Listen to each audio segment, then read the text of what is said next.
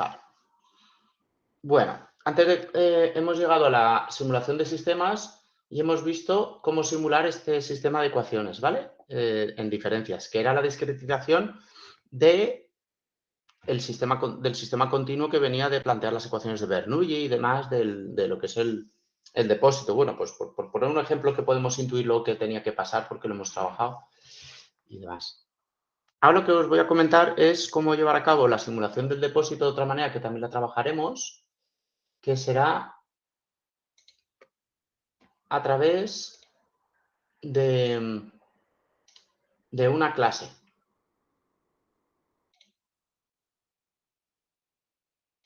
Una clase en el sentido de programación orientada a objetos. ¿Vale? He abierto el fichero de simulación de un depósito y lo primero que hacemos aquí es definir una clase para la simulación. Esa clase se llamará, recordad que las clases dijimos que las poníamos como camel case, se llamará simulador depósito, ¿de acuerdo? Bien, en las clases teníamos una serie de métodos y de variables. El primer método será el init, donde inicializaremos las variables, las que lo definen, la sección, el nivel con el que arranca, ¿vale? Y las variables de estado a memorizar, por los diferentes, el nivel, ahí va, ya la he liado, las señales filtradas y tal. Luego tendremos un método que será para actualizar actuadores, que esto simbolizará, lo digo porque así todo lo que hagamos aquí luego lo podremos extrapolar a la práctica. Actualiza actuadores es una función a la que habrá que llamar cuando queramos cambiar el valor de la bomba o de la válvula.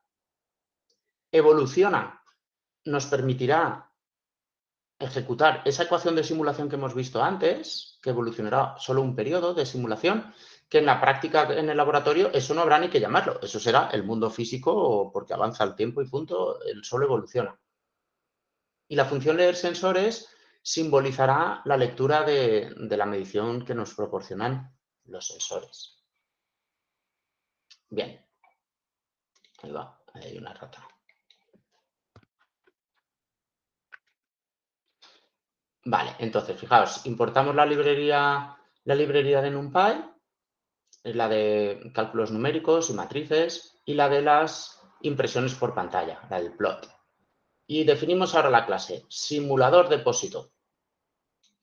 Y esta clase, como ya comentamos, tendrá primero la función de inicialización, que siempre se definen así, como def, subrayado, subrayado, init, subrayado, subrayado, y aquí le pones una serie de parámetros. El primero siempre ha de ser self, que es el mismo, es decir, cuando vayamos a definir el objeto por primera vez, el nombre que le demos al objeto es lo que se sustituye. Allá donde veáis self, como podemos crear varios objetos de la misma clase, pues el self se ha de interpretar como cada vez el nombre del objeto concreto. A ver, en este caso tenemos un depósito, no vamos a tener 8, pero bueno. Y estos son funciones que le he pasado a la inicialización, el valor inicial y con qué muestreo lo simularemos. Vale, entonces, aquí se definen las diferentes variables. La variable nivel, que la inicializaremos en la variable nivel inicial que le enviemos, que si no decimos nada, recordad que era el valor por defecto. ¿Os acordáis cómo funcionaba, no? Lo de el paso con explicitación del argumento. Vale. El nivel del depósito inferior será 100 menos ese nivel, ¿no? Es decir, el agua que esté en el depósito de arriba pues no la estará en el de abajo. El periodo de muestreo será igual a ese parámetro que le pasemos. Tendremos la bomba y la bomba filtrada. Esto es para crear unos pequeños retardos en la bomba, para que vaya un poquito más lenta y no evolucione tan rápido y tal. La válvula y la válvula filtrada. Aquí tendremos el caudal de llenado real y el caudal de vaciado real, la sección de vaciado, la sección del depósito y el valor del sensor de nivel, el valor del sensor de caudal entrante y el valor del sensor de caudal saliente. Fijaros que este va a ser un simulador muy parecido, por las variables que estáis viendo, muy parecido al que os pasé para Codesys para hacer el trabajo de la práctica 3. ¿Os acordáis que ahí teníamos accesible el caudal de salida? Pues esto será lo mismo. Bien, el comando actualiza actuadores espera dos mensajes, o bien el de la bomba o bien el de la válvula o bien los dos. Si no le decimos nada, he puesto ahí un -1 como un indicador de no me ha llegado ningún mensaje. Entonces, si me envían un mensaje válido, porque es un valor 0 o positivo, lo que me han pedido se lo aplico a la bomba. Si me envían un mensaje válido para la válvula, lo que me han pedido de mensaje de válvula se lo aplico a la válvula. Vale, ahora vamos a ver la evolución. El caudal de llenado real será el valor de la bomba menos la perturbación. Para la evolución, uno puede pedir que la perturbación en un momento dado de la simulación no valga 0 y valga algún valor. ¿Vale? Entonces, esto de aquí sería el valor de la bomba por 100 menos la perturbación porque atenúa, ¿vale? Y como la bomba va hasta 100 y esto también va hasta 100 para que la perturbación también vaya hasta 100, para que las unidades cuadren, aquí lo divido por 100. Ahora, el caudal de vaciado. Esto es lo de la raíz de 2GH, ¿vale? Bien, pero es la sección de vaciado por la válvula. Cuando la válvula está al 100%, vaciamos con la sección al máximo y si la válvula vale menos, vamos reduciendo esa sección del orificio de vaciado. Y esta ecuación de aquí, Soricera, ahora la leeremos, aunque quede muy larga, pero esa ecuación no es más que esta. El nivel es igual al nivel más el periodo partido 10 por la bomba menos, y esto de aquí es el caudal, esto es el caudal ese de vaciado que decíamos antes. Aquí lo tenemos. El nivel es igual al nivel. Fijaros que aquí no tengo que poner K+1 y tal, porque esto es una variable que se memoriza, simplemente me cargo el valor anterior. El nivel es igual al nivel más periodo de muestreo partido sección del depósito por caudal de llenado menos caudal de vaciado. La ecuación de un depósito. Aquí una limitación para que tenga sentido físico y no desborde. Aquí el nivel del depósito inferior es 100 menos el nivel, porque siempre son complementarios, despreciando el agua que hay en los conductos, ¿no? Suponiendo que es despreciable. Porque también es verdad que primero llenaremos el conducto y luego ya llenaremos el depósito de arriba. Aquí una tau del actuador y una tau de sensor que me he inventado para filtrar un poco las señales. ¿Vale? Y aquí lo que tenemos es lo siguiente. Lo que el usuario me ha pedido en la bomba, lo paso por un filtro. Este filtro simplemente es para que la bomba no vaya inmediata, para que haya un poco de retardo y que la dinámica sea un poquito de un orden superior, sea más complicada.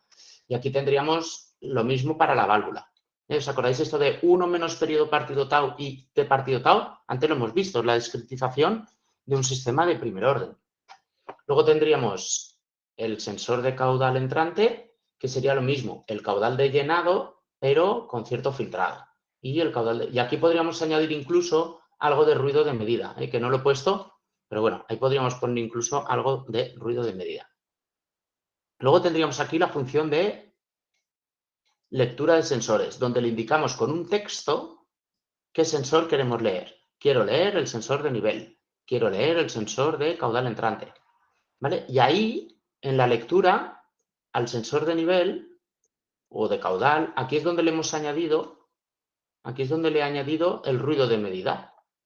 ¿Vale? Esto de aquí representaría la dinámica, la electrónica del sensor, que de la realidad a lo que envía, pues hay cierta dinámica, pero una vez lo envía acompañado de cierto ruido aleatorio. ¿Vale? Bien, este ruido aleatorio, bueno, no es muy grande. Esto, random.random. Voy a enseñar lo que hace esa función.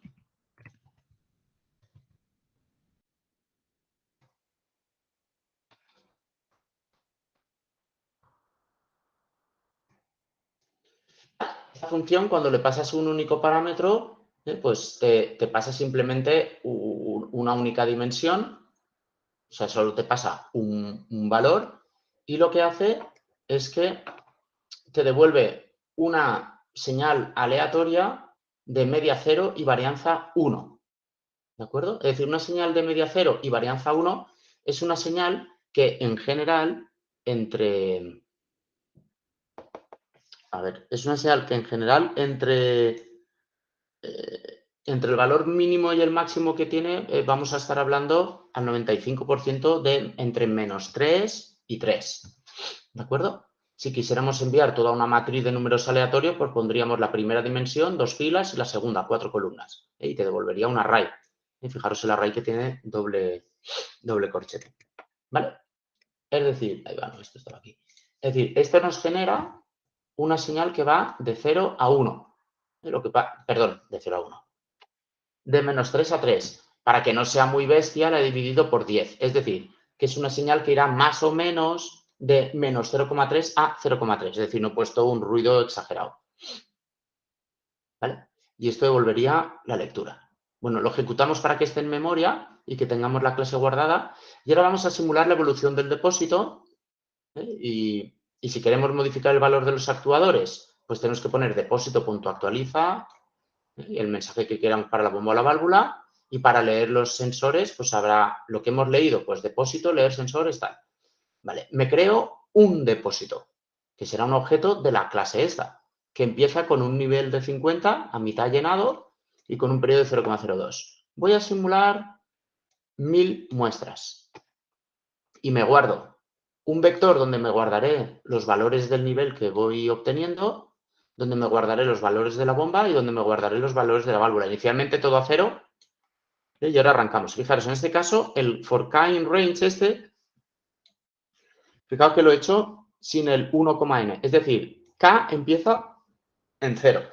Y lo que hago es simplemente en ciertos instantes de tiempo, en 0, 200... Claro, ahora aquí no está el periodo de muestra.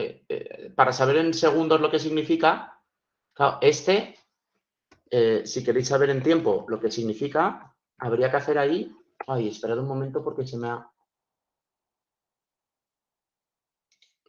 cambiado el teclado.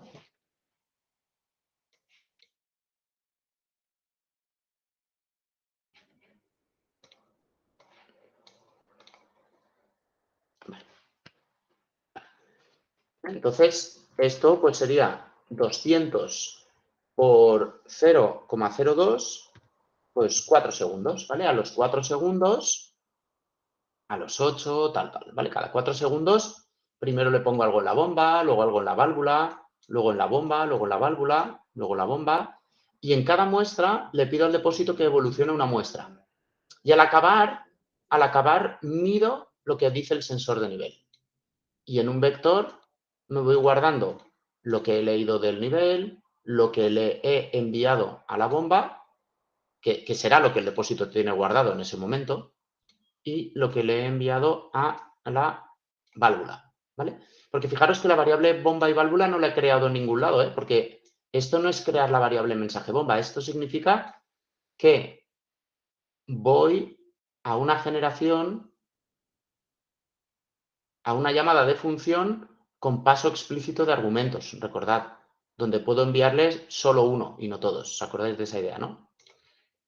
Bien, y finalmente aquí tengo una figura donde pongo el plot del vector de nivel, de la bomba, de la válvula, y ahora sí, que antes no me ha aclarado, le he añadido una leyenda. Y aquí tenemos, el nivel estaba inicialmente a 50, la bomba arranco que meto caña y la válvula está cerrada, entonces se va llenando más, abro la válvula, se empieza a vaciar, le meto más caña a la bomba, se vuelve a llenar, cierro la válvula, se vuelve a llenar más, pero apago la bomba y entonces ya no se llena tanto. ¿Vale? Nos cuadra, ¿no? La evolución, ¿lo veis?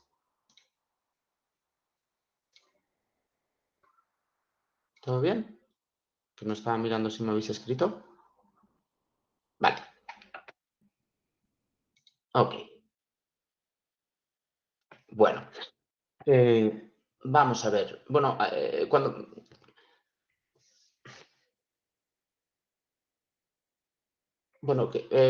vamos a hacer una cosa. Vamos, lo que os decía. Esto ya lo haremos en la práctica, pero podemos ahora simplemente ver aquí cómo se llevaría a cabo el control, hasta los que sabemos hacer de controles, cómo se llevaría a cabo por simulación. ¿Vale?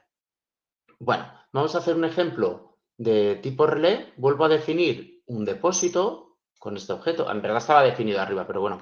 Ahora voy a hacer 4000 muestras. Me guardo el nivel, la bomba, la válvula y uno nuevo que será la referencia de nivel. y pongo la válvula a 50. Ahora sí que pongo variables propias, internas de este código, para bomba y para válvula. Aquí defino la referencia y digo que en la mitad del experimento está a 30 y en la otra mitad del experimento está a 70.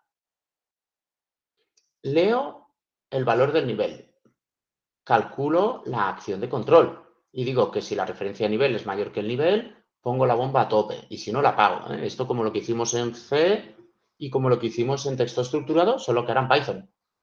Aquí genero unas perturbaciones para marear y es que cambio la válvula en el instante 1000 y en el instante 3000 a ciertos valores, ¿vale? Fijaros que el cambio de referencia se producía a 2000, con lo cual en 1000 llega una perturbación, en 2000, en 2000 cambio la referencia y en 3000 vuelvo a cambiar la válvula y envío el valor a los actuadores, la bomba y la válvula, que en este caso la válvula la estoy considerando en perturbación, pero se supone que tenemos el Arduino que recibe el mensaje. Y me guardo en los vectores los valores actuales.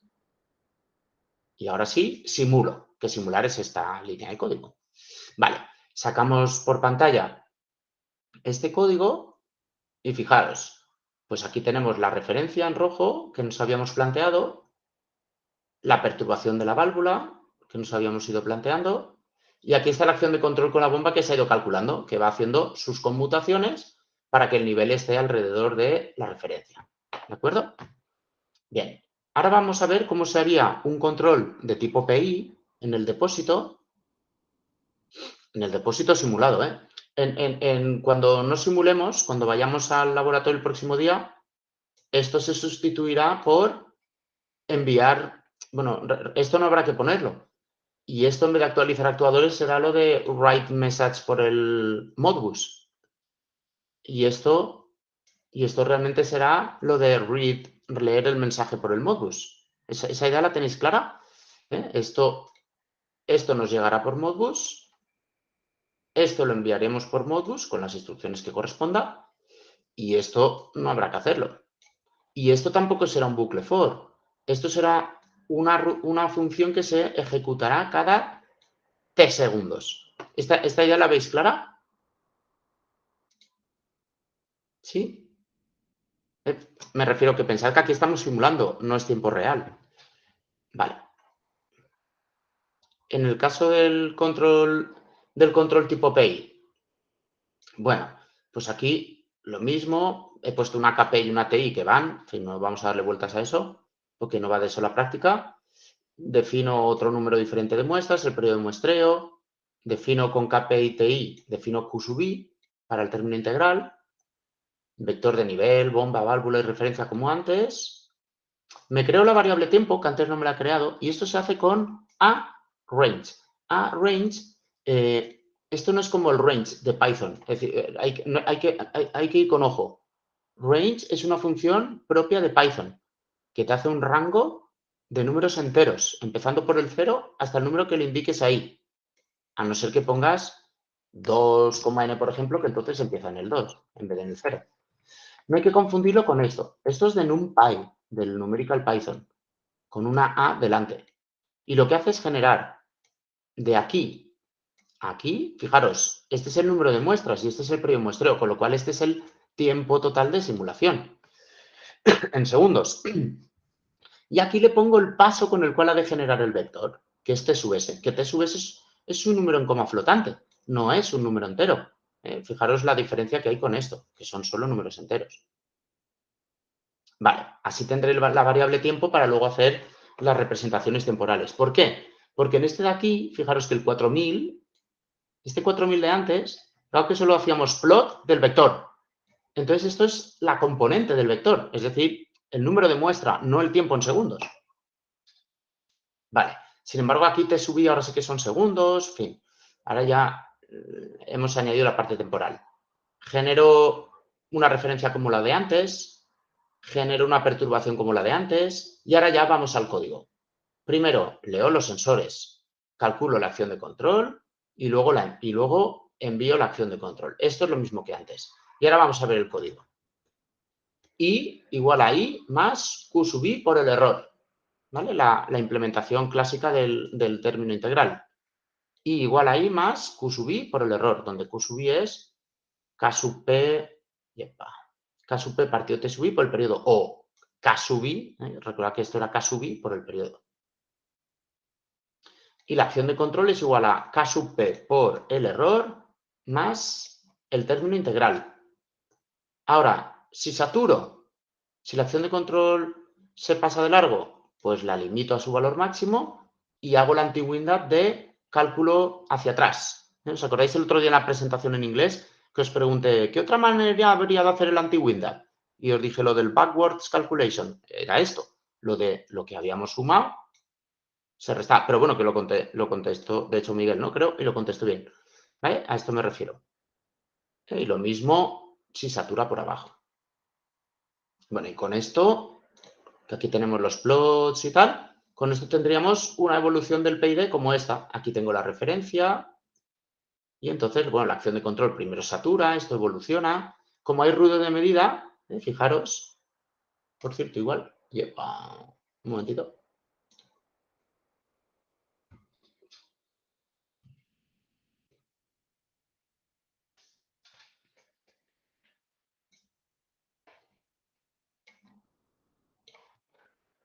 Voy a instalar aquí esto que no lo había instalado.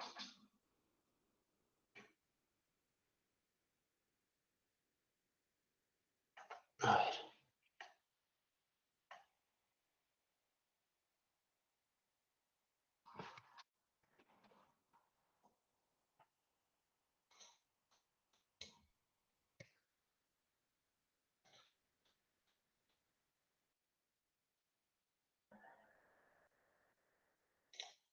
¿Vale?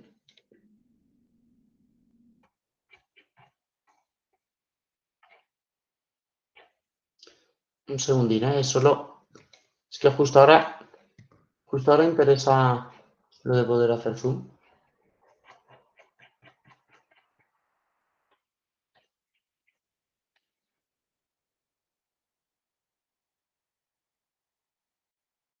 Y recuerda que los cambios que hago, como lo tenéis compartido, os saldrán también.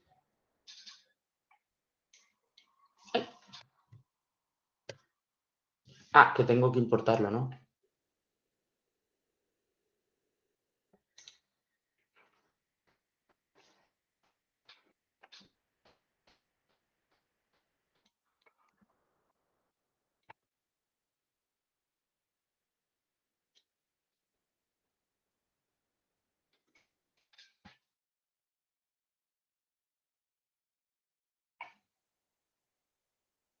Vale.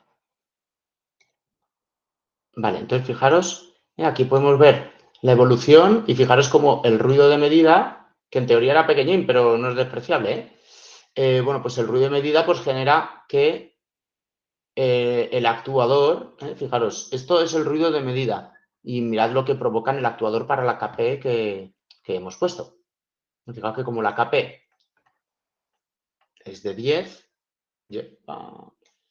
multiplica por 10 la amplificación del ruido de medida. ¡Ay, me lo habíais copiado aquí!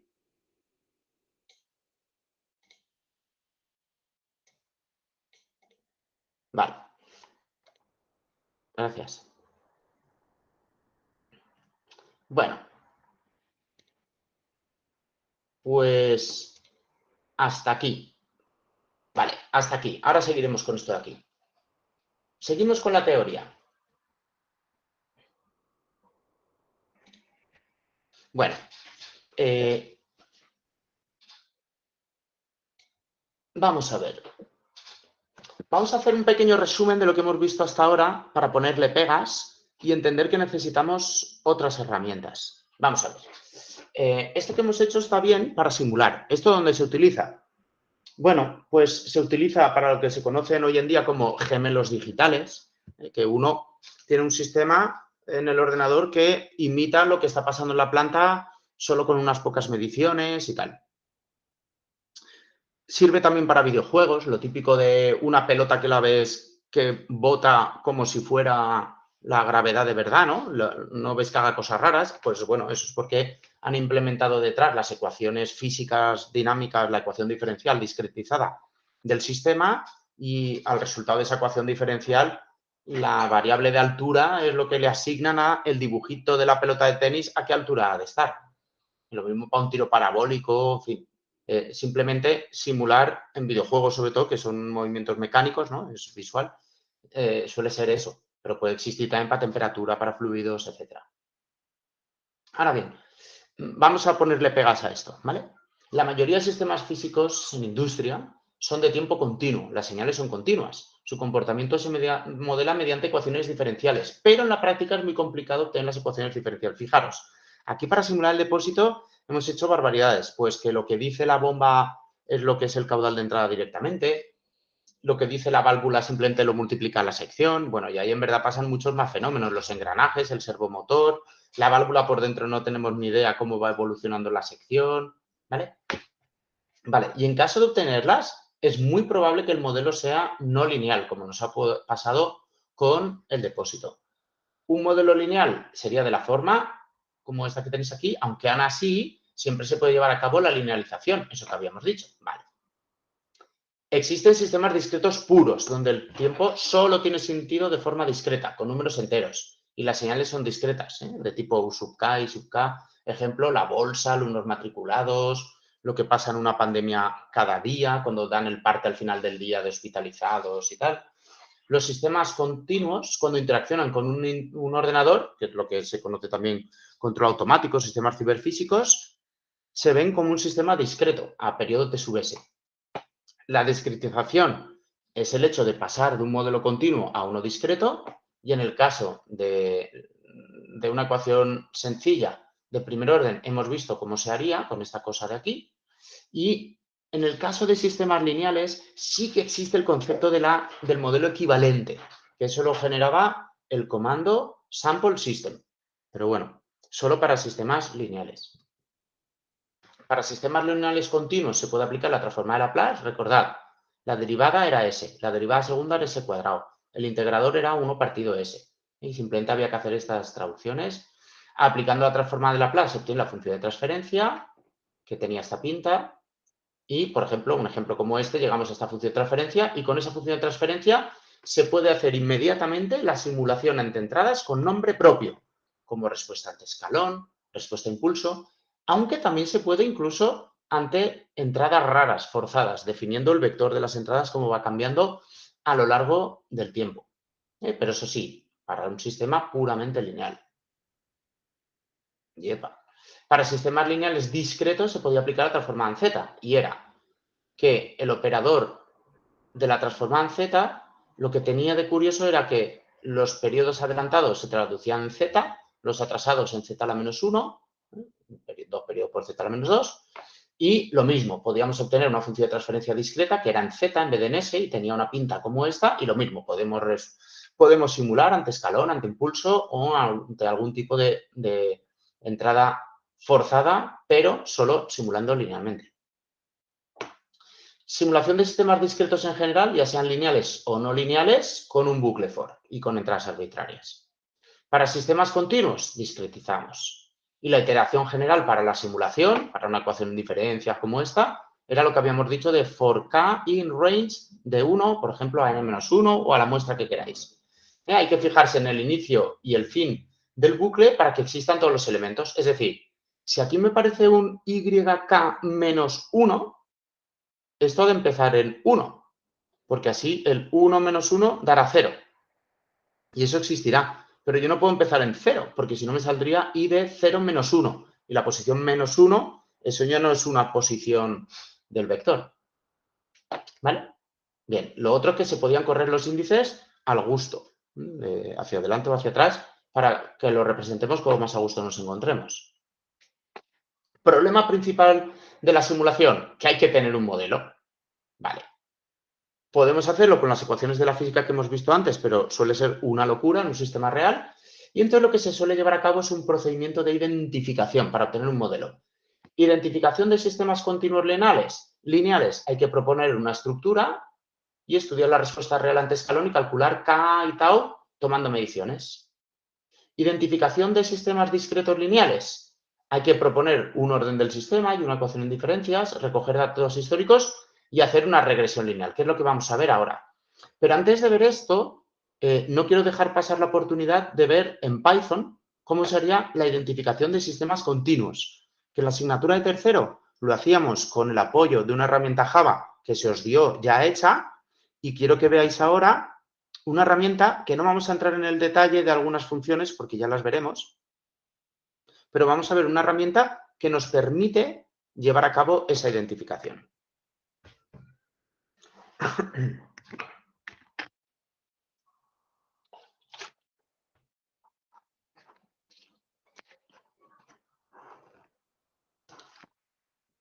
Vale.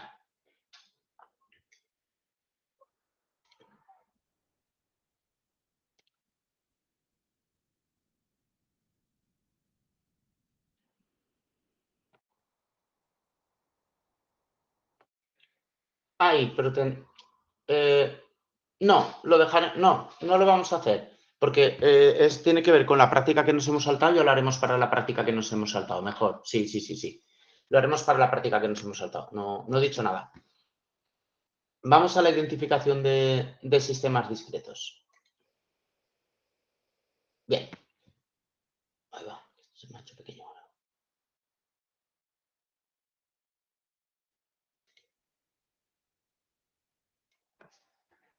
Bueno, vamos a estudiar cómo se hace la identificación por mínimos cuadrados. La idea es que tenemos una ecuación en diferencias, y con una pinta como, por ejemplo, como esta, y lo que hacemos es escribirla de esta manera, en forma de lo que se conoce como regresor, lo cual significa que ponemos primero un vector que incluye las señales disponibles. En este caso, I de k lo estamos expresando como una función de I de k-1 y de U de k-1, que son señales. Pues eso lo ponemos a la izquierda en un vector. Y a la derecha ponemos los parámetros, que en este caso son A y B.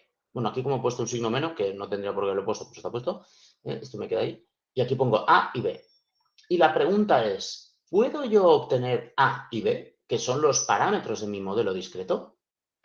Bien, definimos estos vectores, tecta, A, B, y chi, I, U, y la idea es que con esto nos planteamos la siguiente ecuación en diferencias. I de k es igual a este vector de regresión por tecta. Bueno, y esto sería genérico. Simplemente este vector de regresión puede ser cualquiera. Es decir, aquí puede estar ik menos 2 menos 3, uk menos 2 menos 3, y tecta también podría ser cualquiera. Puede estar A, B, C, D, o A sub 1, sub 2, sub 3, B sub 1, sub 2, lo que sea, ¿vale? Vale. Esto, con este vector de regresión, nos permite incluso aquello que hemos nombrado antes como series de Volterra. Yo podría poner aquí incluso elementos que fueran u al cuadrado, raíz de u. Yo puedo poner lo que quiera en este vector de regresión. Lo importante es que sea lineal en los parámetros, que los parámetros queden sueltos a la derecha. Ese es el objetivo principal, ¿vale? Bien, vamos a ello. Vamos a ver cómo se haría la identificación por mínimos cuadrados de un modelo no recursivo. Es decir, un modelo que tuviera esta pinta. La salida es igual a una constante más un sumatorio de parámetros por entradas en el pasado. Hacemos un experimento y tomamos n muestras de u y de y. Bueno, yo siempre me puedo plantear que esa secuencia de entradas y esa secuencia de salidas que yo me he recogido, que yo me la puedo plantear como que responden a lo siguiente. Fijaros, la primera muestra se va a llamar, tanto de U como de I, se va a llamar U0.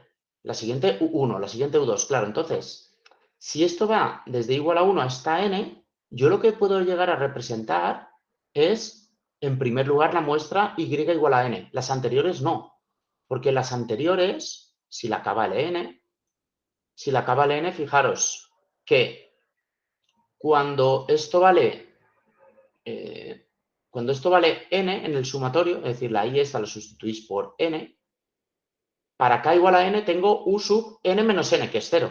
Pero si esto yo pusiera aquí n menos 1, eso me llevaría a n menos 1 menos n, me llevaría a u sub menos 1, que no puede ser. Entonces empiezo por escribirme la i sub n y me escribo toda la ecuación.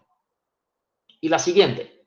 Vale. Y entonces yo puedo decir que todas mis mediciones que yo he tomado si el modelo que yo propongo es bueno, supuestamente yo todas estas variables las podría expresar como esta combinación lineal de las entradas en el pasado con este orden que veis aquí. Y fijaros que va incrementándose en 1 el orden, perdón, el índice.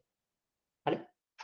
Bien, entonces yo me relleno esta matriz Y. La matriz Y sería el conjunto de todas estas muestras. Me genero esta matriz X que tiene el conjunto de un 1 aquí, porque hemos dicho que hay un factor suelto, ¿vale? Y el conjunto de todas las señales, u sub n-1, u sub n-2, bla, bla, hasta u sub 0. Ahí. ¿Vale? Así con todas las filas. Y la última sería, por ejemplo, la u sub n-1, u sub n-2, ¿vale? Esta. Bien. Bueno, entonces, la solución de mínimos cuadrados, cuando yo pongo estas matrices, viene dada por esto. ¿Por qué la de mínimos cuadrados? Pues fijaros, yo a lo mejor aquí solo tengo 2 parámetros, pero yo hago un experimento y a lo mejor recojo 1000 muestras. Entonces, claro, de 1000 muestras, ¿yo cómo saco 2 valores? Porque si yo pongo 2 valores aquí que me cumplen con esta ecuación y la siguiente, porque me sale un sistema de ecuaciones completo, lineal, a lo mejor esos valores ya no sirven para la siguiente ecuación. Entonces, en ese caso se aplica lo que se conoce como solución de mínimos cuadrados, que es la solución que hace que el error que yo obtengo entre las mediciones y lo que yo puedo predecir que van a valer las mediciones con ayuda de mi modelo, que ese error sea mínimo en términos cuadráticos, es decir, la suma del cuadrado de los errores. ¿Vale? Bueno, esto en mínimos cuadrados y regresión lineal, esto suena, ¿no? De la asignatura de matemáticas de estadística, me imagino. ¿Correcto? ¿O lo habéis hecho alguna vez con el Excel y tal, no? Una regresión lineal. ¿Sí? Vale. Vale, pues entonces, la idea es, tenemos que resolver esta ecuación matricial. X traspuesta por X. Todo esto a la menos 1 por X traspuesta y todo por la matriz Y y definir todas las matrices. Bueno, lo que sí que vamos a tener que hacer es definir todas estas matrices. Pero esta operación matemática nos vamos a apoyar de una librería de Python. ¿Vale? Bien, la idea de cómo hacerlo en Python, bueno, aquí está en plan transparencia, pero ahora vamos a ir a Python para aprenderlo a hacer. Entonces vamos a abrir esto, identificación de sistemas discretos.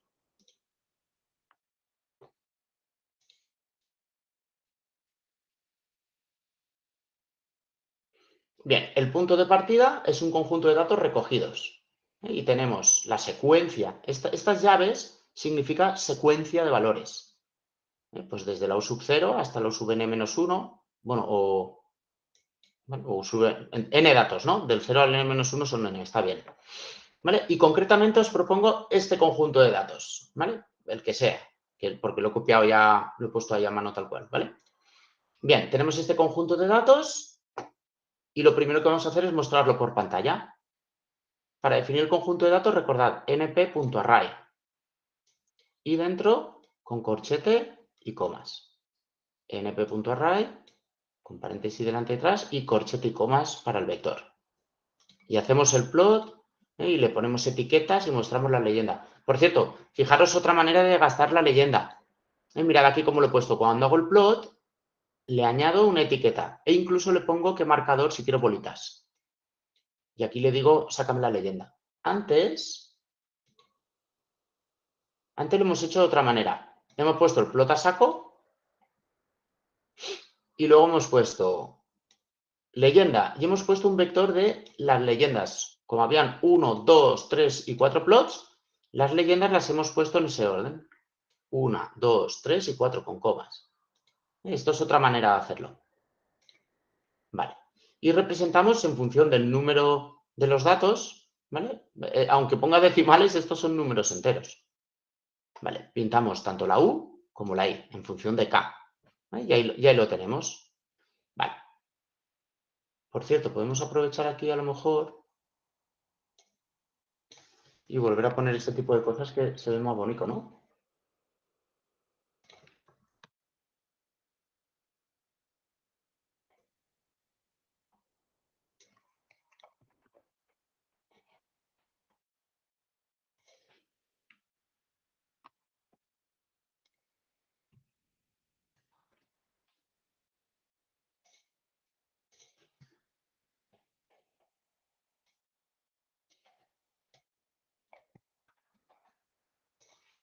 Fijaros que lo de instalar lo pongo siempre al principio del todo, para que no me...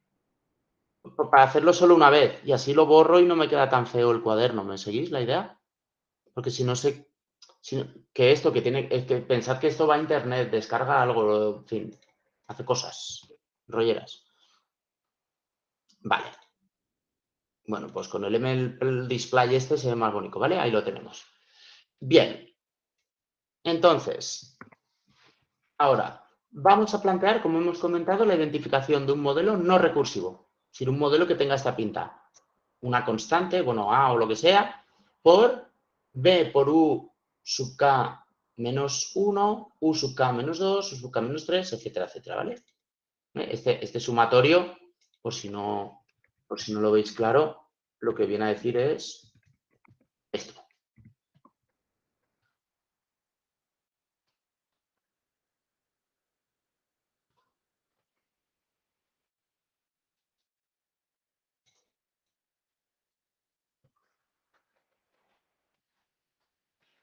Esto que uso para escribir las ecuaciones se llama LaTeX, por si no lo conocíais.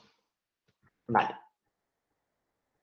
Y quedan así todas bonitas y tal. Del cual se dispone una secuencia de datos con n valores, tal, tal. Queremos identificar los parámetros a sub 0 y b sub i mediante mínimos cuadrados. Entonces, escribimos la ecuación general para todos los datos recogidos.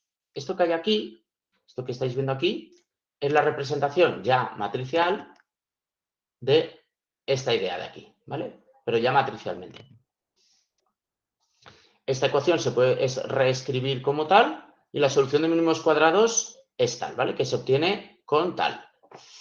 Bueno, por cierto, aquí si acaso voy a aprovechar que aquí se pueden poner ecuaciones para lo que os decía antes de qué significa la solución esta, ¿vale?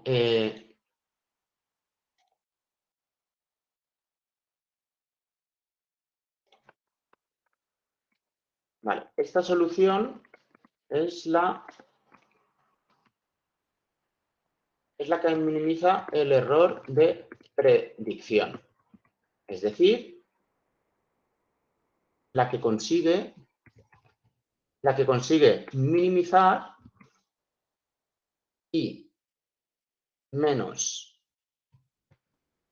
x z. Y ahora, esos errores consigue minimizarlos, pero en el sentido cuadrático, porque pensad, y es esto, que es todo un vector de datos recogidos. Y yo con mi matriz X y los valores tecta que consiga, yo podré estimar lo mismo, la y gorro, que será esto de aquí. Claro, eso será un vector. Entonces, ¿cómo calculo con ese vector algo que me lo represente todo? Bueno, pues eso se hace cogiendo el vector y multiplicándolo por sí mismo. Entonces, de esta manera, si yo multiplico un vector por sí mismo traspuesto,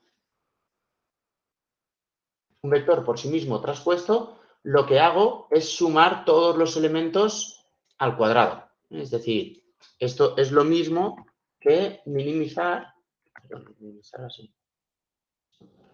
Es lo mismo que minimizar el sumatorio desde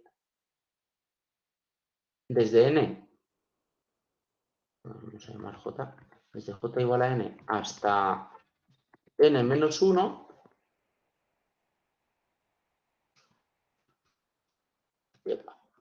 de cada medición i sub j menos la predicción de esa propia i sub j al cuadrado, ¿vale? Eso es lo que consigo con esa operación,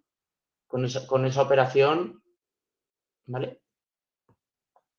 Con esta operación de esto traspuesto por esto. Entonces, la que minimiza el valor medio, fijaos que como es la suma, si lo dividiera yo por el número de n, pero cuando uno minimizar una función o la misma función multiplicado por un factor, como la sube y la baja, el mínimo queda en el mismo sitio. Entonces, eso se suele decir que es el error cuadrático medio o el error cuadrático acumulado realmente en este caso, ¿vale? Entonces, esta operación matemática no hay que hacerla, ¿vale? Esta operación matemática se consigue con un método que se llama punto fit. Y para poder preparar el conjunto de datos de esta manera, que aspira a que tú le pases la X, eso se consigue con lo que se conoce como un modelo de regresión. Vale. Ahora bien, para hacer este ajuste y utilizar los modelos de regresión, no sé si os acordáis que hemos hablado aquí de una columna de unos.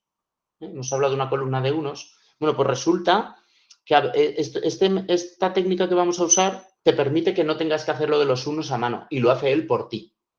¿Vale? Entonces, según si quieres utilizar sus unos o gastar tus propios unos, ahí hay que hacer una pequeña modificación que ahora veremos.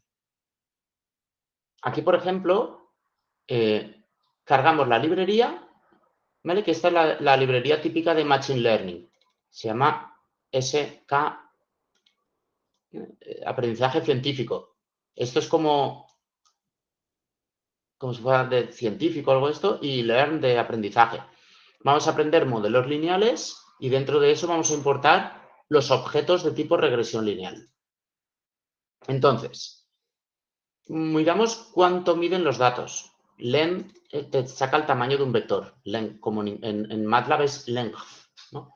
Pues este te saca el tamaño de un vector. Ahora definimos un objeto que sea de tipo de la clase linear regression. Y le decimos FintIntercept, que esto es una palabra clave, ¿no? ¿Os acordáis? Los argumentos explícitos que escribías la palabra. Si tú te pones el objeto, él te lo dice. Ahí arriba te dice, es que no puedo mover el ratón porque si no se me... Ah, mira, sí. ¿Veis lo de FitIntercept? Que por defecto viene true y otras cosas, ¿vale? Pues en concreto nosotros vamos a poner ahí false, para que no nos cree el vector de unos, lo vamos a crear nosotros. Vale. Bueno, aquí tenemos que elegir el orden del modelo. Vamos a empezar con orden 1, a ver qué tal va. Y entonces aquí le decimos X. Y tenemos que crear, como hemos puesto intercept manual, tenemos que crear en primer lugar un vector de unos. Un vector de unos en Python se crea con np.ones. ¿Vale? np.ones y aquí ahora con una tupla, esto se llama tupla. Si el tamaño, es decir, si no es un array que queremos poner una matriz, hay que ponerlo como una tupla. Entonces lo ponemos como una tupla. Tupla significa valores entre paréntesis separados por coma, ¿vale? Entonces en una tupla le decimos quiero n-n filas y una columna. Fijaos. De aquí a aquí tenemos n mayúscula menos n filas. ¿Lo veis? No sé, a ver dónde lo podemos ver. Mirad, este empieza en 0 y acaba en n-n-1, con lo cual este índice es como que va enumerándolas, ¿no? Lo que va a que las enumera desde 0, con lo cual, como enumera desde 0 en vez de desde 1, el número de filas es n-n. Ahí lo tenemos. ¿Lo vais siguiendo o se está liando la cosa?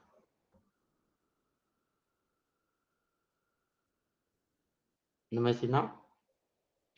¿Me he quedado solo? ¿Lo vais siguiendo? ¿Se lía? ¿Queréis que explique alguna cosa en detalle o algo? Si tenéis algo que queréis que comentamos antes de seguir, que ahora se va liando la cosa. Vale. Ahora, mirad, ya hemos rellenado, ya tenemos una matriz X, que de momento es simplemente una columna de unos. ¿Vale? Hasta aquí, de momento, X es una columna de unos. Es decir, 1, 1, 1, 1, ¿vale? Pero respuesta, ¿vale? Es decir, una columna. Tenemos de momento una columna de unos en la X. Y ahora, este iterador lo que va a hacer es lo siguiente.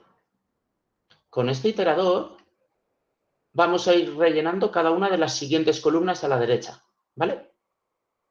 Vamos a rellenar esta columna. Luego vamos a rellenar la siguiente columna. Luego la siguiente. Vale.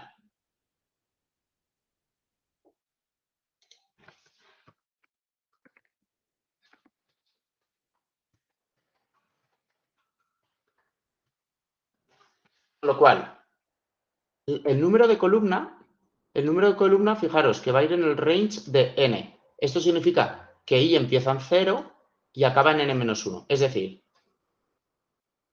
esta es la columna 0, esta de aquí,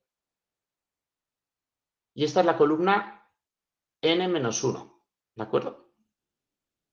Bien, fijaros, en la columna 0, esta U de aquí, igual la relleno un poco más, que igual queda más claro. Voy a rellenarla para que nos va a ayudar.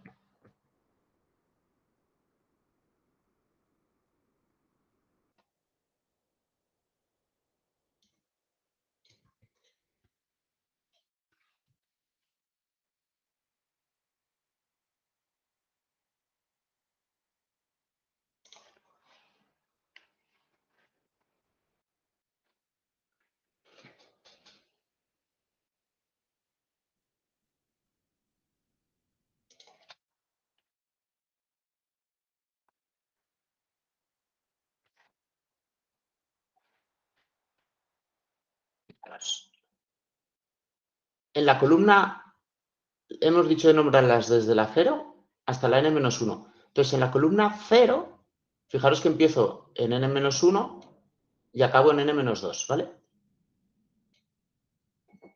Es decir, este numerito es más bajito que este, porque n mayúscula es un número grande. N mayúscula es el que dice, tenemos 100 muestras o 1000 muestras, ¿no? Entonces, fijaros que en esta columna tengo que recorrer desde aquí hasta aquí, empezando en el n-1. En la siguiente columna, todos los índices tienen una unidad menos. ¿Lo veis? Estos índices tienen una unidad menos que estos.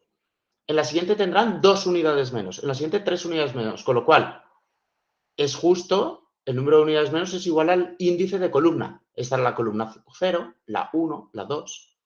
Con lo cual, lo que tengo que hacer, fijaros, primero cojo esto de aquí. Vamos a ver, en primer lugar, vamos a ver esto lo que es. Vamos a ir de dentro hacia afuera para entender esto. Aquí estoy preparándome la columna de us. Y la columna de us, fijaros, voy de la n-1. Fijaos que i empieza en 0, ¿eh? Recordad que i, cuando es de un range, empieza en 0. Con lo cual empiezo en n-1, menos 0, es decir, n-1 y n-1, ¿vale? Y entonces ahora vemos, ¿y esto de aquí qué es? ¿No? ¿Qué son los dos puntitos? ¿Alguien intuye lo que es? ¿O quiere aportarlo si ya lo sabe?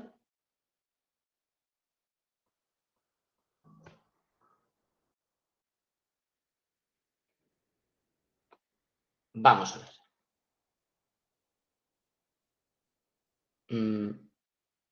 Bueno, puedo abrir aquí un...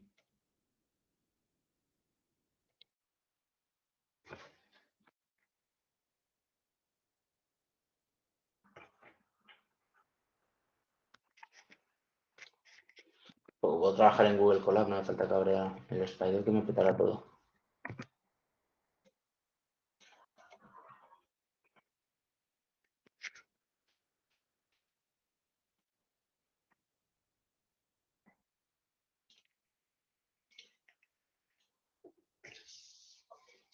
Fijaros, en Python, que más le habéis parecido, yo puedo definir una lista. 3, 4, 5, 6, ¿no?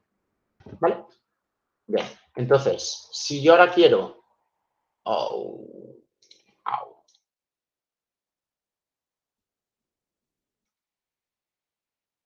Me hace la cosa que es más reñido.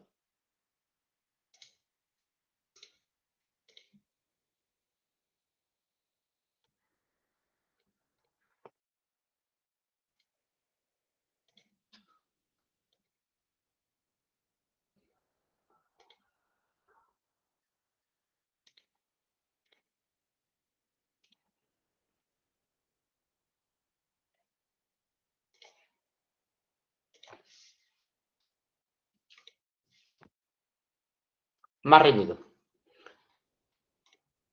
Vamos a ver. Lo pongo aquí y luego lo borro. Cuando tú tienes una lista en Python, por ejemplo, 0, 1, 10, 20, 30, así nos entenderemos mejor. 40, 50, ¿vale? Si yo quiero acceder al primer elemento, lo hago con A igual a 0. Si yo quiero acceder al segundo elemento, lo hago con A1. Si yo quiero acceder al elemento que va de el 0 al 2, yo puedo poner esto y esto significa 0, 1 y 2. Es como el range, digamos, ¿vale? Es como el range, pero empaquetado en los índices de los vectores. Entonces, fijaros, esto me accederá al 0. Esto me accede al elemento 1, que era 10. Y esto me accede al 0, al 1 y al 2, pero el 3 ya no lo pilla. 0, 1 y 2. ¿Vale? Pero bueno, que puede empezar ahí o puede empezar ahí. Esto va del 1 al 4. 1, 2, 3 y 4. ¿Está clara la idea? Entonces, con esta idea, esto lo voy a borrar, ¿vale? Que queda aquí un poco... Vale. Con esta idea, esto de aquí, lo que representa... Eso lo pongo aquí. Esto representa la secuencia de valores desde u sub n menos 1 menos i hasta u sub n menos 1 menos i, ¿vale? Y los va cogiendo todos por el camino. Es decir, el siguiente, el siguiente, el siguiente, el siguiente, ¿vale? ¿Esto ha quedado claro? Este de aquí, lo que hace, coge todos los elementos, ¿vale? Es decir, nos crea un vector que tiene todos esos elementos. Voy a poner para que quede más claro. Más 1, fijaros. Iría haciéndolos crecer en 1, hasta llegar a este de aquí. ¿Vale? Bien. Por otro lado, el punto reshape lo que hace, este lo hemos nombrado, ¿no? El punto reshape ya antes. El punto reshape lo que hace es que esta cosa, que probablemente solo tendrá una dimensión, vamos a ver. Fijaos, la U es un array, pero no una matriz. Es una array, no una matriz. Con lo cual, tenemos que convertirlo en matriz y que tenga una única columna. ¿Vale? Entonces, el comando .reshape lo que hace es que crea una columna. Una columna en el sentido de que ponemos filas las que hagan falta, menos 1 significa las que hagan falta, ya te apañarás. Y una columna. Podríamos haber puesto 4 filas y una columna, pero como pone menos 1 ya te apañarás tú. ¿Vale? Esto te crea una columna. Esto te crea una columna de lo anterior. Oye, ¿aquí qué ha pasado? Esto se me ha borrado, ¿no?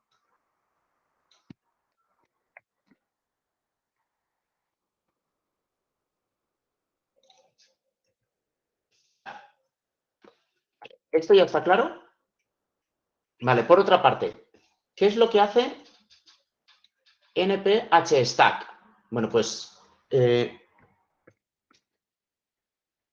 si yo hago x igual a np.hstack, lo que hago es un apilado horizontal. Existe también vstack. Un apilado horizontal significa que si yo cojo aquí y pongo esta tupla, hstack de esta tupla, entonces eso lo que me crea es que en X me va a guardar una columna a la Y y a la otra la Z, ¿vale? En MATLAB la instrucción es esta directamente, pero en Python es un coñazo y hay que poner todo este coñazo, ¿vale? Entonces, eso es lo que hace el nphstack. Con lo cual, ¿qué estamos haciendo aquí? Fijaros, X inicialmente solo tenía la columna de unos. Solo tenía la columna de unos.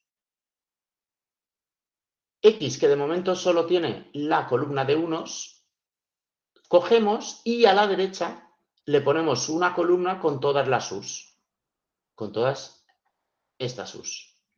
Y todo eso lo vuelvo a guardar en X y me voy a la siguiente Y. Y hago lo mismo y lo pongo a la derecha, con lo cual al final, con esto, cuando salimos de ahí, al final ya tenemos toda la... Al final ya tenemos ahí toda la matriz completa. ¿Ha quedado clara esta idea? Bien. Entonces, con esto, ¿cómo hacemos el comando ese que habíamos dicho de... recordad que era X traspuesta por X a la menos 1 por X por Y. ¿Vale? X traspuesta por X a la menos 1 por X traspuesta y por Y. ¿Vale? Este comando lo hace esto. Hay que pasarle la X y hay que pasarle la Y. ¿Y el vector Y quién es? Claro, el vector Y, que es este de aquí, el vector Y, que es este de aquí, era la Y empezando en N y acabando en el último valor. Vale, si yo quiero coger el último valor, eso se hace poniendo N dos puntos. ¿Os acordáis que el dos puntos te decía hasta dónde llegar? Si no pones nada, te coge hasta el último valor. Te coge, empieza en N y tira para adelante de uno en uno hasta llegar al último. ¿De acuerdo? Entonces, con este comando, el objeto, sus coeficientes los hemos calculado según esta ecuación. ¿Cómo se extraen los coeficientes? Pues dentro del modelo con el campo .coef subrayado. ¿De acuerdo?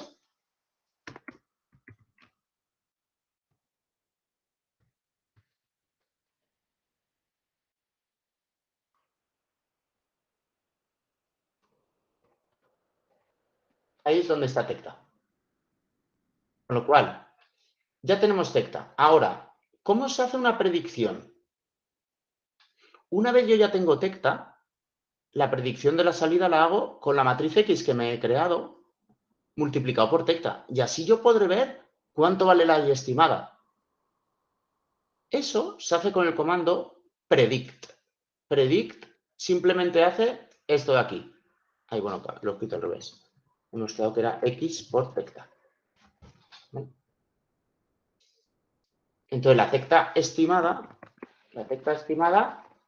pues, si se la multiplico a la X, me dará la Y predicha. ¿Vale? Entonces, ahora hago un plot de la U, de la Y y de la Y predicha. Lo hago desde N, porque claro, yo solo puedo comparar IPRED. IPRED solo existe desde N en adelante. Lo de antes no hay manera de predecirlo. Y con esto, bueno, y pongo la leyenda y tal, y simplemente calculo el error cuadrático medio, que es la suma de las Is de verdad menos las Is predichas al cuadrado y dividido el número de elementos, que es N menos N, ¿vale? Simplemente para hacer comparativas. Y entonces, con un modelo de orden 1, me sale esto. Esta es la entrada, la salida es una naranja y lo verde es mi modelo, que es una castaña. Si, por ejemplo, yo hubiera puesto un modelo de orden 0, fijaos que un modelo de orden 0 consistiría en que solo existiría esta columna, nada más. Con lo cual, con un modelo de orden 0, resulta que yo solo tengo un valor constante. Con un modelo de orden 1, ya lo hemos visto. Ahora, con uno de orden 2, pues pasaría esto, ya se va acercando, ¿lo veis? Con uno de orden 3, y eso también lo veis en el numerito, 0,05. Con uno de orden 3, 0, ahora parece que no ha ido tan bien como antes ya. Porque, en fin, esto hay que ir buscando el orden hasta que la cosa vaya bien. Con este ya sí que iría bastante bien, ¿lo veis? ¿Sí? ¿Cómo lo veis? ¿Os estáis perdiendo o lo seguís? ¿Sí? Vale. Vamos a liar más la cosa. Bueno, a ver, puedo seguir las transparencias, pero en verdad ahora está todo ya. Vamos a ver ahora la identificación de modelos.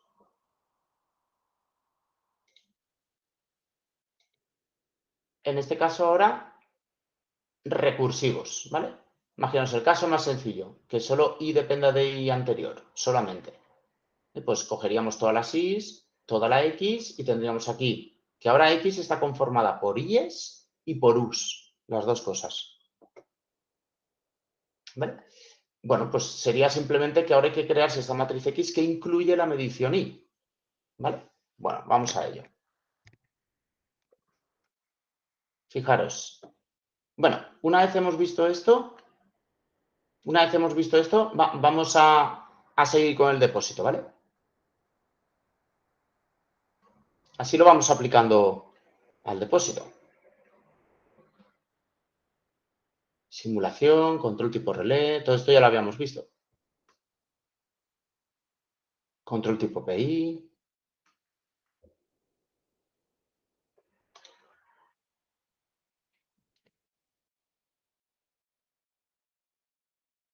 Vale.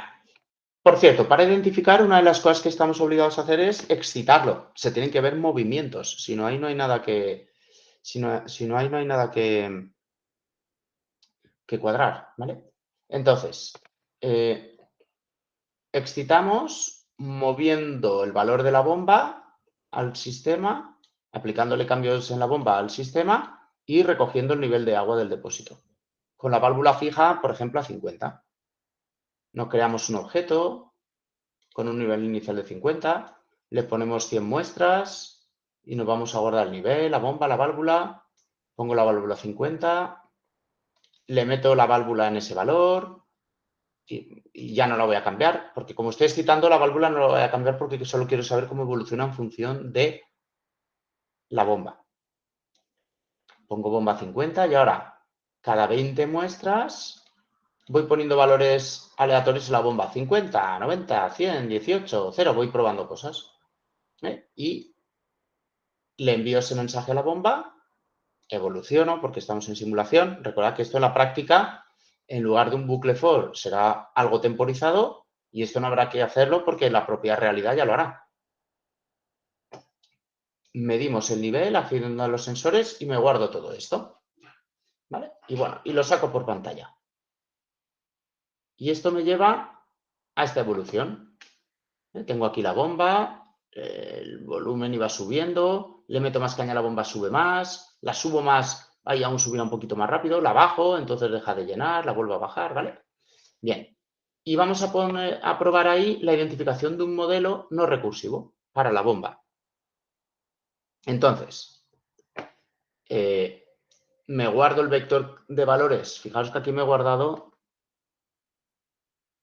ido guardando los valores que aplicaba en la bomba, ¿no? Y en el nivel. La U será el vector de la bomba, de valores aplicados a la bomba. La Y, el vector de valores medidos de nivel. Y el número de lo que mida la U, al fin y al cabo, es la N. Pero bueno, que si no la tenemos aquí arriba definida, la N, eran 100 muestras. ¿Vale? Empezamos, si queréis, con un modelo de orden 0 para ver qué es lo que hace. Y este es el código de arriba. Creo la X y esto es lo mismo. Creo lo del range, ¿lo veis? Es lo mismo exacto. Hago lo de la predicción con el modelo y está copiado allí, simplemente. ¿Vale? Y con un modelo de orden 0, ¿qué es lo que tenemos? Que la predicción es solo el valor medio, es una constante. ¿Lo veis? Voy a probar con orden 1.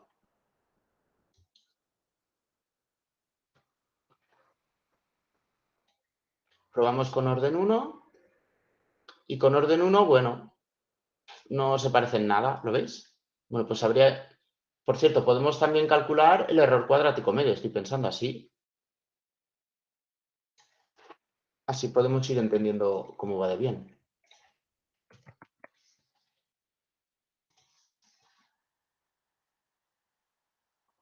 ¿Vale? 160 de error. Bueno, vamos a probar con 2. Esto significa que la salida solo depende de 2 entradas anteriores. Entonces, fijaros, como la salida que predecimos solo depende de 2 acciones de control anteriores, cada vez que hay un escalón en la bomba, aquí solo vemos una evolución de 2 muestras, no, nada más.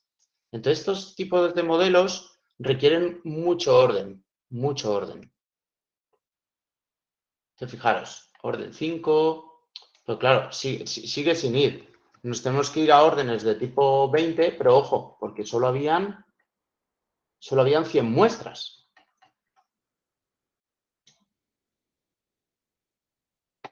Ahí empieza a intentar hacer algo. Si cogemos, fijaros, como la bomba cada cuánto se ha cambiado. La bomba se ha cambiado cada 20 muestras, pues por lo menos hay que ir de 20 para arriba, si no, no va a haber manera de coger las dinámicas. ¿Vale? Sigue sin pillarla bien, ¿lo veis? Y eso que vamos por orden 30. ¿Os acordáis que solo habíamos dicho muy al principio, que los modelos no recursivos, ojo, que requieren muchos datos? Voy un momentito.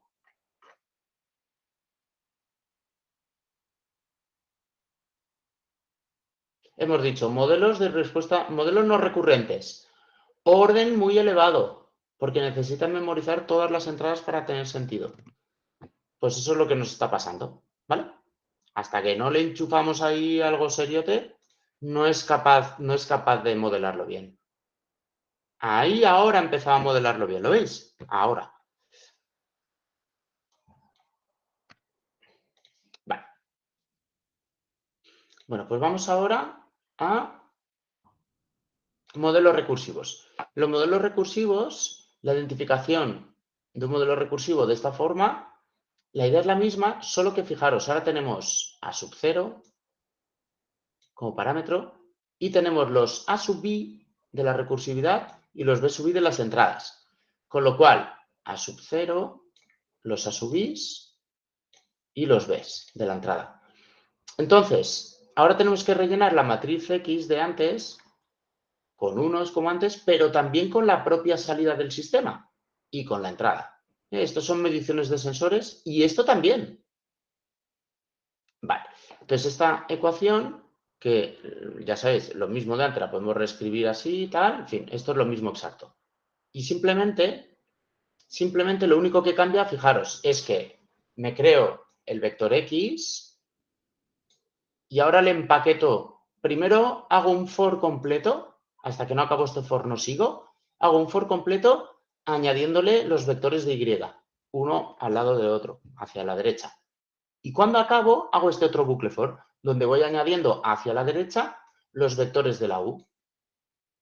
Estos de aquí. ¿Vale? Bien. Y hago lo mismo. Predigo el modelo y tal. Vale. Y ahora, ¿alguien me puede decir, bueno, voy a poner aquí, por ejemplo, solo orden 1. ¿Alguien me puede decir aquí qué veis de raro? Mirad la predicción. La predicción era tecta estimada por X. O sea, mi objetivo es saber lo que me van a decir los sensores, ¿no? Ese es mi objetivo. Y mirad cómo intento ser el objetivo. Resulta que pongo la tecta estimada y pongo X. Pero X, ¿por quién está formada X? ¿Por quién está formada X? Por las propias mediciones de los sensores. Entonces, predecir lo que me van a decir los sensores usando los propios valores de los sensores es engañar un poquito a la maquineta, ¿no creéis? Porque realmente una salida de un sistema, fijaos, la salida de la naranja, una salida de un sistema dinámico, cada valor siempre se parece bastante al anterior. Entonces, si yo hago depender mi predicción de este valor de lo que me ha dicho el sensor antes, será raro que no lo acierte, porque más o menos el sensor, el valor anterior ya me habla bastante de lo que va a pasar ahora. ¿Me seguís la idea? Entonces, este tipo de modelos, claro, solo con orden bajo más o menos ya van bien. Pero lo que va bien es la validación, no el modelo. Con orden 1 ya tenemos 0,00 tal. Con orden 2 pues ya está súper clavado. Y vamos a ver esto también en el depósito.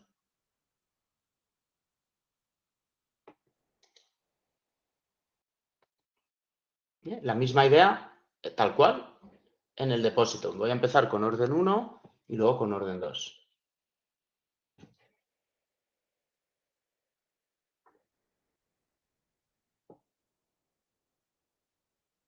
Ay, un momentito porque...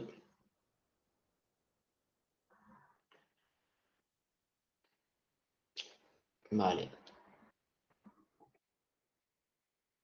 un momentito, ¿eh?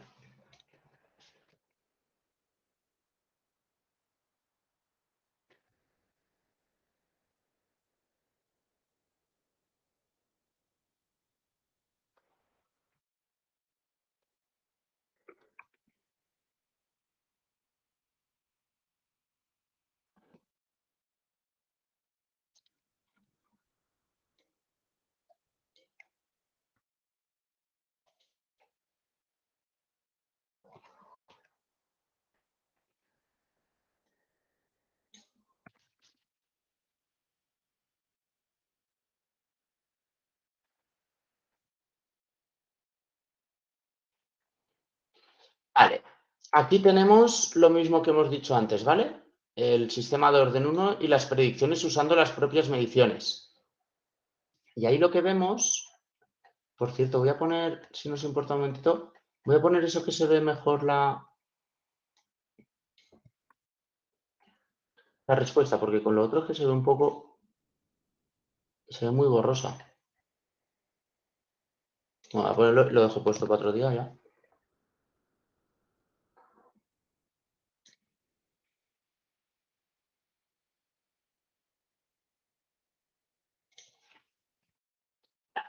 Pero es hacer caso a la primera figura, ¿eh? Que es esto, la predicción usando las mediciones, que es lo mismo que acabamos de hacer allí. Vale, y ahí la tenemos. Uy,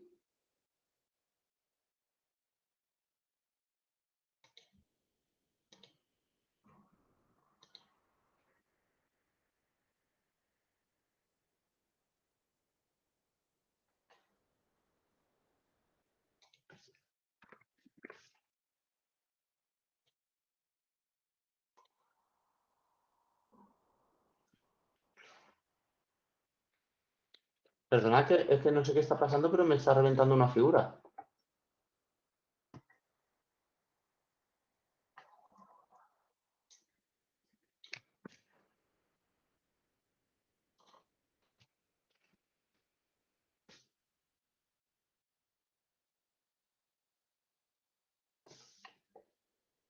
Nada, voy a quitarlo el display porque...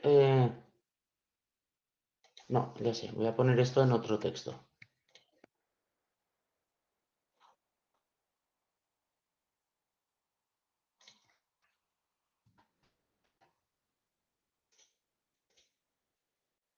Vale, fijaros, y solo con un modelo de orden 1, solo con un modelo de orden 1, la bomba con todas las no linealidades, todo lo que tiene, mirad qué bien va.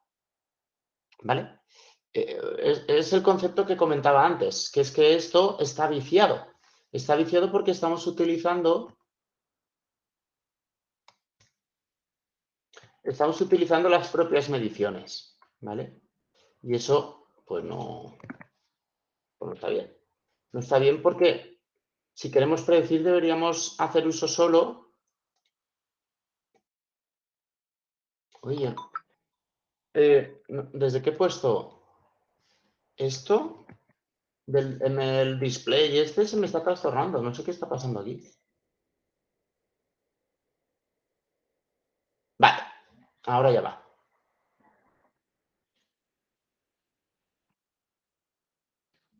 Vale, yo creo que el mDisplay este siempre ha de ser el último comando, me da a mí la sensación.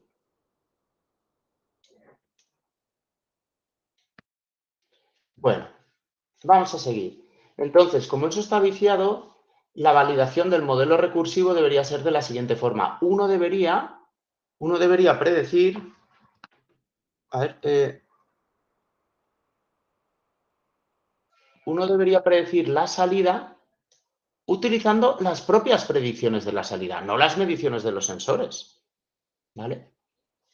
Entonces, uno tiene que construirse estas predicciones haciendo por el bucle, lo que decíamos antes de un bucle for para predecir señales. ¿Vale? Entonces, la idea es que nos vamos a crear ahora, a ver, sí que podemos arrancar, si queremos, con que la primera medición sea igual al sensor, pero podría ser incluso desconocida. Y y tirar hacia adelante el modelo para que sea el propio modelo el que prediga las señales, no predecirlas desde los sensores, que es lo que estábamos haciendo en el caso anterior, ¿vale? Entonces, me extraigo a sub 0 como el primer elemento de los coeficientes. Me extraigo el vector A, este de aquí, ¿vale? Como de los coeficientes, pues del 1 al n-1. Fijaos que acaba en n. Y luego del siguiente, el n más 1, hasta el último. Recordad que cuando pongo 2 puntos y nada más es hasta el último. Digo que la i sub 0 es 2, empiezo en 2 y nada, y me creo un vector de señales estimadas, un vector de tamaño n y empiezo en i sub 0. Hago un bucle for y simplemente calculo primero el vector i. El vector i es este de aquí. Y ahora fijaros qué es lo que pasa aquí. Este vector i, fijaos que esto va hacia atrás en el tiempo. Esto es k-1, k-2, k-3. Va hacia atrás en el tiempo. Con lo cual, yo realmente en el vector i normalmente guardo las señales hacia adelante en el tiempo. Es decir, a más índice, más hacia adelante en el tiempo. Como tengo que recorrerlo hacia atrás, lo que hacemos es lo siguiente. Lo recorro como toca, que es hacia adelante. Es decir, desde k-n, que es un valor pequeñito, hacia k-1, que el k-1 se consigue llegando hasta acá. Y a esto le aplico el comando flip. ¿Lo veis? El comando flip. El comando flip lo que hace es invertir el orden de este vector. ¿Vale? Entonces, y luego le hago además un reshape para que tenga una columna, para que tenga esta pinta que veis aquí. Por otra parte, hago lo mismo con la U. Hago lo mismo con esto de aquí. Y con el flip, lo único es que le doy la vuelta, por lo mismo, porque se recorrían del revés. Y entonces ahora la estimación en K es igual a sub 0 más este vector de estimaciones previas más ese vector B por el vector U. Este vector B por el vector U. ¿Vale? Bien. Y con esto veremos que lo que antes iba perfecto, bueno, pues ahora a lo mejor no tiene por qué ir tan bien. Bueno, en este caso va bien porque es un sistema muy sencillo. Pero en el depósito, esa misma idea, que es la que tenemos aquí copiada, tal cual, esa misma idea aplicada aquí, esto se llama iEst en este caso, no iPred. Fijaros que antes, con el modelo de orden 1, llegábamos a un error de 0,05 y la gráfica era esta, pero si yo ahora hago eso con la predicción de bucle abierto,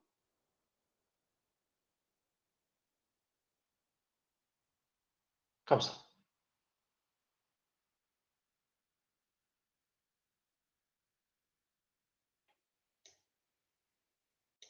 ¡Ay!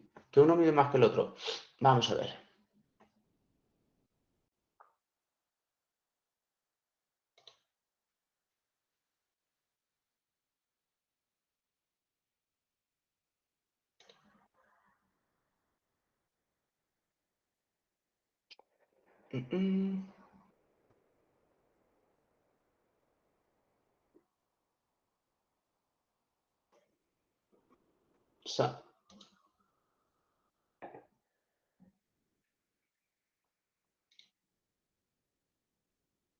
Bueno, pero vale.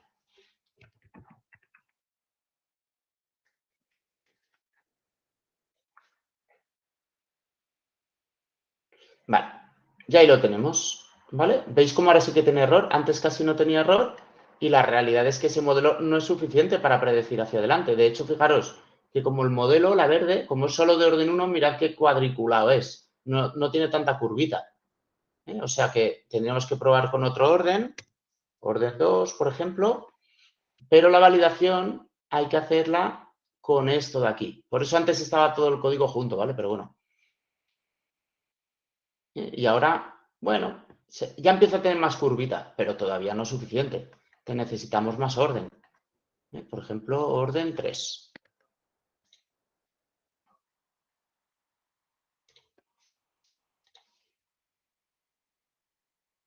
Ahora ya, bueno, más o menos se empieza a acercar. A ver, una cosa. ¿Hay alguna manera para que cuando tú lo cambies a nosotros también se nos cambie? ¿Hay que actualizar a cada momento? Pues No sé cómo funciona, pero me imagino que si le das a la tecla F5, te preguntará, ¿quieres recargar la página? Le dices que sí y entonces te pondrá los cambios en tu navegador. Lo único que te toca volver a instalar, lo único que probablemente te toca volver a instalar todo. ¿Vale? Me refiero, lo de arriba de install, tal, igual te toca hacerlo. Pero no pasa nada, podéis hacer los cambios mirando conmigo y luego ya lo tendréis actualizado el próximo día que entréis. ¿Vale?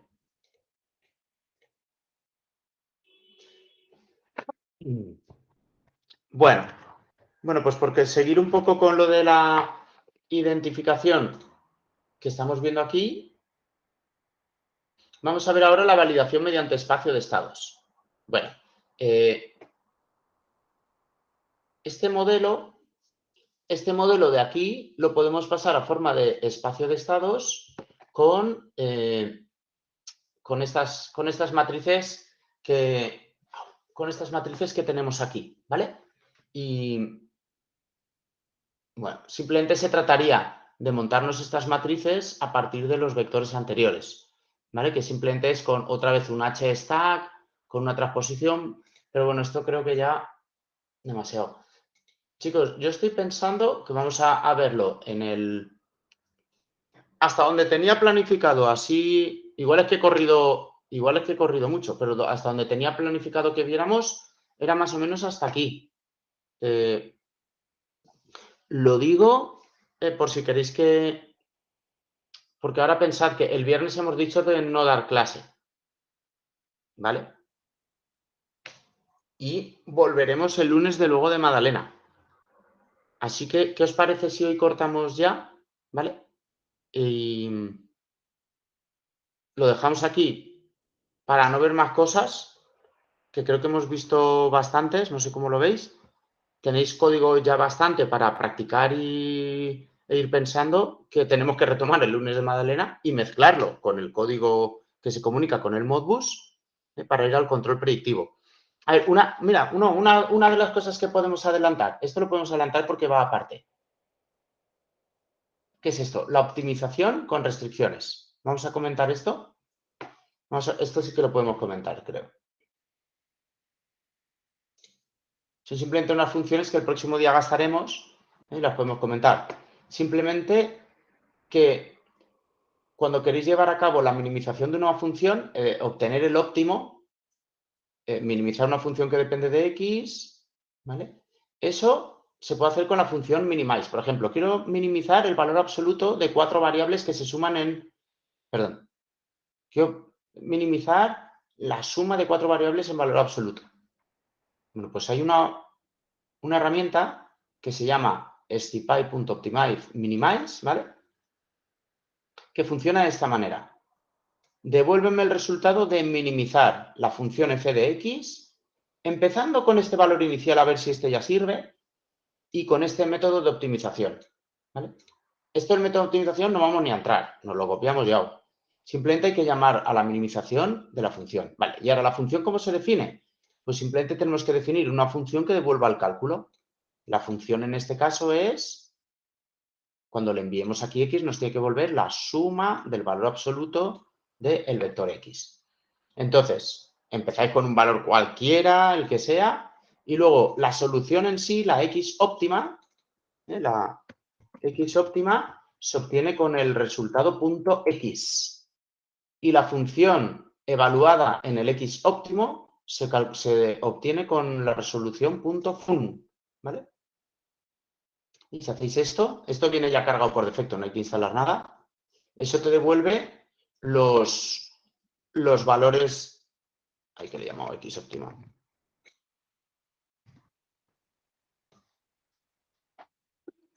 Luego está la optimización con soluciones acotadas, es decir, imaginemos que queremos minimizar una función, pero que los argumentos están en un rango. Bueno, pues eso se hace con bounds. ¿Cómo se hace? Pues si yo quiero resolver este problema, que la x esté entre 1 y 5, eso lo haremos de la siguiente manera. esto igual que antes, minimízame la función, que empiece aquí con este método. Y luego diremos, pero con estas cotas. ¿Y cómo definimos las cotas? Pues las cotas se definen con esta función que se llama bounds en mayúscula. Y le ponemos el valor que acota por la izquierda todas las variables y el valor que acota por la derecha todas las variables. ¿Vale? Y bueno, y lo mismo, la función se define igual. Y con esto, claro, en este caso, minimizar el valor absoluto, que todo va de 1 a 5, pues el mínimo es que todo valga 1, evidentemente. Entonces el resultado es que todo valga 1 y la suma pues vale 4. ¿Vale? Bien. Y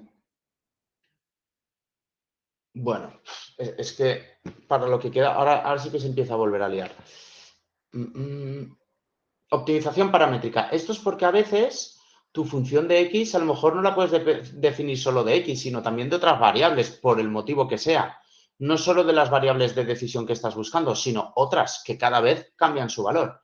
Bueno, en ese caso lo que hay que hacer es lo siguiente, quiero minimizar la función inicializando en este valor, con este método, con la X acotada en estos valores, y quiero que la función, esta, reciba también estos argumentos. Y argumentos extra se tienen que definir como una tupla.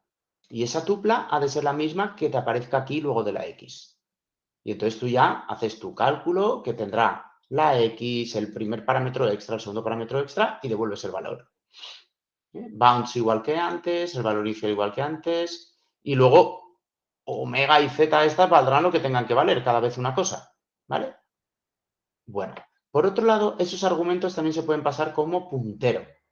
Es decir, en lugar de tener que ponerlos todos juntos, el otro, el otro, el otro, tú puedes agruparlos todos en un puntero. En ese caso, tú llamas a la función de minimización con este valor inicial, con este método, con estas cotas, con estos argumentos extra.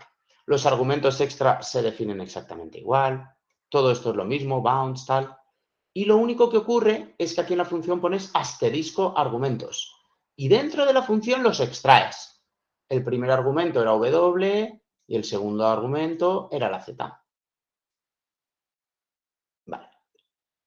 Por otra parte, tú puedes hacer optimización con restricción. Es decir, quiero minimizar una función, pero aparte de que las X estén acotadas, que hayan ciertas funciones de X también acotadas. Bueno, eso se hace con el non-linear constraint y con constraint. Si lo haríamos de la siguiente manera, fijaros. Yo digo, quiero minimizar esta función, voy a probar primero con este valor, con este método, quiero que la X esté acotada en un rango y quiero que hayan restricciones. ¿Y cómo se define la restricción? Pues con esto, con la clase non-linear constraint. Y ahí le dices, ¿qué función quieres restringir y entre qué valores? Es decir, esta función a restringir y este valor de la izquierda y el valor de la derecha se refiere a esto, la función a restringir, el valor de la izquierda y el valor de la derecha.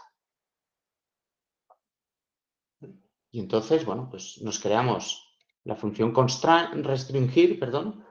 La restricción tiene que llamar a la función restringir y ahí te pones la función, que en este caso era elevar al cuadrado, la suma de los elementos al cuadrado o algo así, pues eso. Vale. Y luego aparte se puede hacer también con un diccionario de restricciones, que en este caso es un poquito más lioso y se trabaja de la siguiente manera. Quiero minimizar esta función empezando en este valor, con este método, con estas cotas y con esta restricción. Y la restricción es, vale, primero habrá una restricción de tipo desigualdad que será una función, concretamente la restringir, le he llamado 2 porque era g de x restringida por el 2 y la otra lo mismo por el 4 y te tienes que definir las dos funciones para que las dos sean menor o igual que 0. Entonces, como son menor o igual que 0, aquí pongo 2 menos g y en este pongo g menos 4 para que el equivalente es que la g esté entre 2 y 4. ¿Vale? Bueno, y yo creo que ya con esto sí que lo dejamos, ¿no? Porque me parece que es demasiada tralla de Python y poca práctica podemos hacer ya por hoy. ¿Qué os parece? Activad los micros si queréis, paro. Por mí, vale. Vale.